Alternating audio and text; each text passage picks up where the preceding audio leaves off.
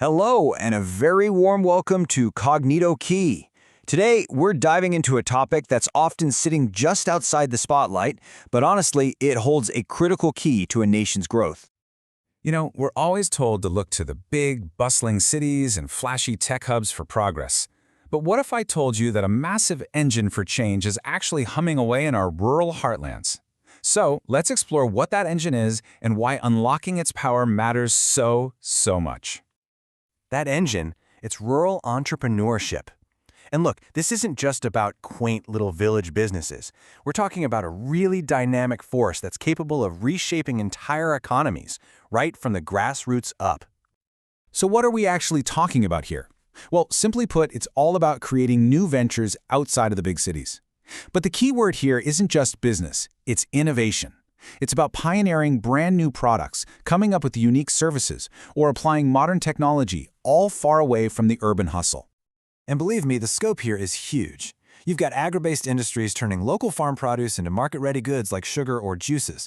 Then there are forest-based enterprises using natural resources like bamboo and honey.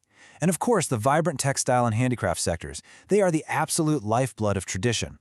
It even stretches to things like mineral industries and essential engineering services for farming. The potential is just vast.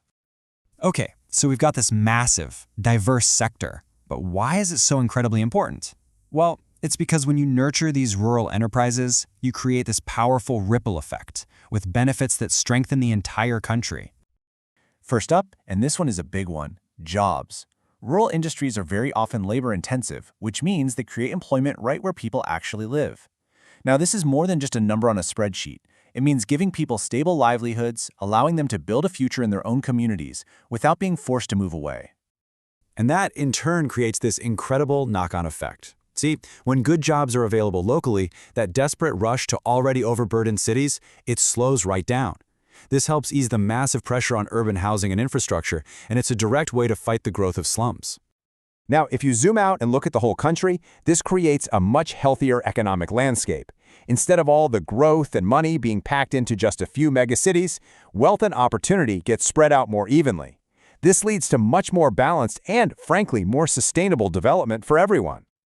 But the benefits go way beyond just the economic side of things. By supporting industries like local handicrafts or traditional weaving, rural entrepreneurship basically becomes a guardian of our culture. It keeps these unique art forms and heritage passed down for generations alive and thriving, making sure they don't just fade away.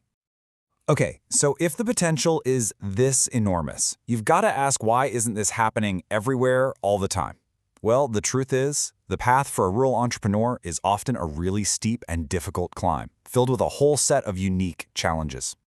The difference is, well, it's night and day, really. Think about it. While a city startup might be worried about market competition, a rural entrepreneur is often fighting much more basic battles. Getting access to funds is incredibly hard. Finding technically skilled workers is a constant struggle. Bad roads can turn a simple delivery into a logistical nightmare. And so often, they're stuck using old, outdated technology, which puts them at a huge disadvantage from the get-go. And on top of all these practical problems, there's this huge social barrier. In so many communities, the safety and stability of a salaried job is valued way more than the risk and uncertainty of starting your own business.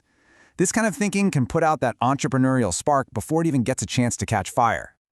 Right. So, the challenges are steep, no doubt. But here's the good news. They are not impossible to overcome. The key is to build a really strong foundation of support systems that are specifically designed for the unique needs of these entrepreneurs. So what does that support actually look like? Well, this 7-step blueprint gives us a really clear path. It basically attacks the problem from two sides.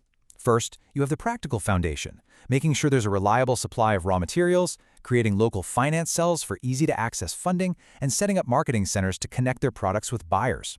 Then, there's the other side, which is just as important, the cultural and educational stuff.